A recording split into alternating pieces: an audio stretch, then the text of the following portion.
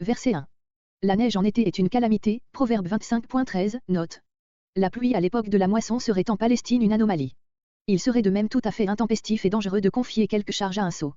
Il s'imaginerait qu'il la mérite et ne ferait que s'ancrer davantage dans sa sottise, et d'autre part la chose publique en pâtirait. Voir verset 8 et Proverbe 19.10. Verset 2. Et sans effet, littéralement, n'arrive pas, ne se pose pas. Une leçon mise en marge du texte hébreu remplace la négation ne, pas par les mots à lui, cette malédiction retombe sur celui qui l'a proférée. Mais le contexte et les images employées dans le premier membre parlent en faveur de la leçon du texte. Verset 3. Comparez Proverbe 5.13, Proverbe 19.29, pour le premier membre, Psaume 32.9. Malheur à qui n'écoute ni menace ni exhortation. Verset 4.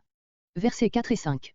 Ces deux maximes semblent se contredire si bien, que plusieurs rabbins ont mis en question la valeur canonique du livre qui les a admises l'une et l'autre. Mais elles se justifient pleinement toutes deux et l'on trouve chez les pythagoriciens des oppositions toutes pareilles, marche sur la voie royale. Ne marche pas sur la voie royale.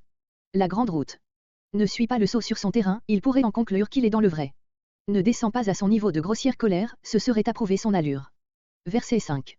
Réponds-lui comme il le mérite, péremptoirement, en lui montrant son insanité et en lui faisant sentir la différence immense qu'il y a entre lui et un sage. Verset 6. Il se coupe les pieds, il saute toute possibilité d'atteindre le but qu'il s'était proposé. Il s'abreuve de peine. Le message mal fait lui vaut des déboires sans fin. Comparez Proverbe 10.26 et Proverbe 25.13. Verset 7. C'est une belle et bonne chose que d'avoir des jambes, mais quel service en retire un impotent. Une maxime, si vraie soit-elle, perd toute force en passant par les lèvres d'un sot, qui d'ailleurs ne sait la citer à propos. Verset 8. La fronde lance au loin les pierres qu'on y dépose, elle n'y reste pas longtemps.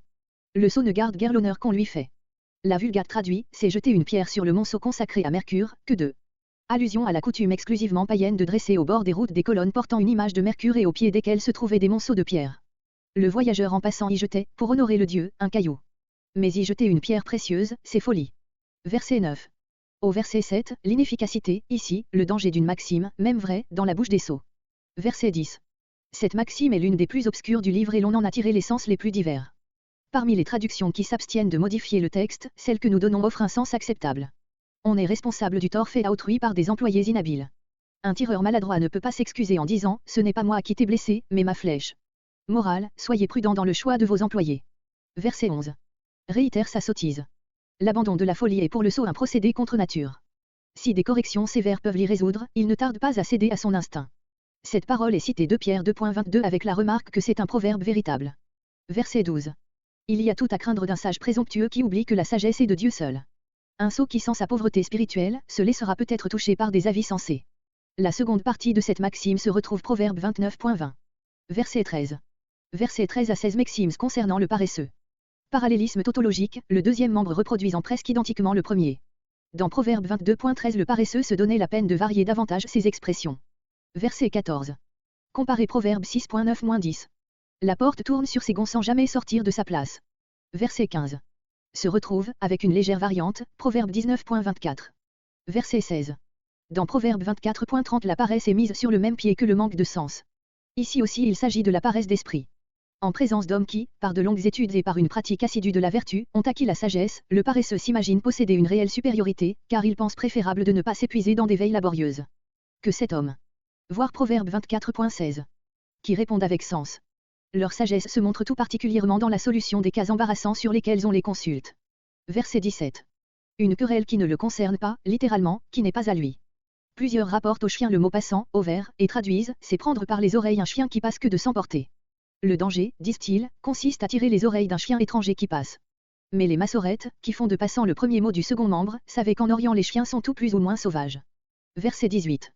Verset entre 18 et 19 contre la duplicité. L'homme qui trompe son prochain et qui, s'il est découvert, prétend avoir simplement voulu plaisanter, est aussi dangereux qu'un fou furieux. Verset 20. Comparez ce qui est dit du moqueur Proverbe 22.10. Verset 21. Contrepartie du verset 20. Il n'y a pas, pour échauffer une dispute, de meilleur moyen que d'y faire intervenir un homme difficultueux. Verset 22. Répétition de Proverbe 18.8. Verset 23. Verset 23 à 26 de l'hypocrisie. Écume d'argent, litharge, oxyde de plomb fondu et cristallisé dont on se sert encore pour donner à la plus vulgaire poterie un reflet argenté. Paroles chaleureuses, littéralement, lèvres brûlantes, fausse protestation d'amitié. Selon d'autres des baisers perfides.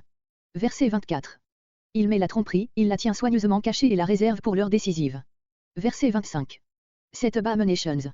Voir déjà, verset 16 et Proverbe 24.16, le nombre 7 indiquant la variété et la plénitude. Verset 26. Dans l'assemblée.